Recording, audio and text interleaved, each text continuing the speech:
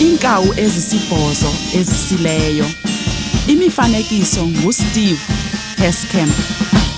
Iinkawu ezisibhozo ezisileyo zixhumaxhuma ebhedini. Enye kuzo yawa yabetheka ngentloko. Umama ubiza ugqirha, waze ugqirha wathi, iinkawu akufuneki zixhumaxhume ebhedini.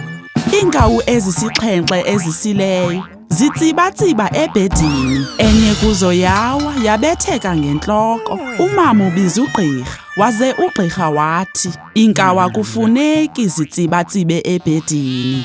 Iinkawu ezintandathu ezisileyo ziziqikaqika ebhedini.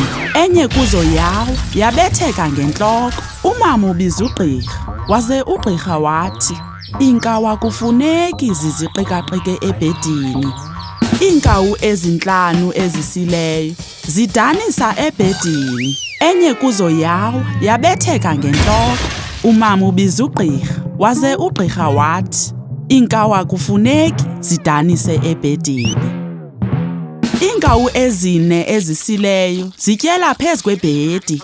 Enye kuzo yawa yabetheka ngentloko. Umama ubiza ugqirha, waze ugqirha wathi, iinkawu akufuneki zityele ebhedini. Iinkawu ezintathu ezisileyo zidlala ujingi phezu kwebhedi. Enye kuzo yawa yabetheka ngentloko. Umama ubiza ugqirha, waze ugqirha wathi, iinkawu akufuneki zidlala ujingi phezu kwebhedi. Iinkawu ezimbini ezisileyo zitshebeleza ebhedini. Enye kuzo yawa yabetheka ngentloko. Umama ubiza ugqirha, waze ugqirha wathi, iinkawu akufuneki zitshebeleze ebhedini. Inkawu enye esileyo ijikeleza ebhedini. Yawa yabetheka ngentloko. Umama ubiza ugqirha, waze ugqirha wathi, inkawu akufuneki ijikeleze ebhedini.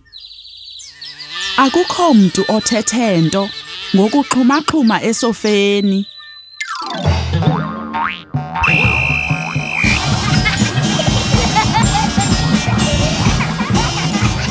Isiphelo.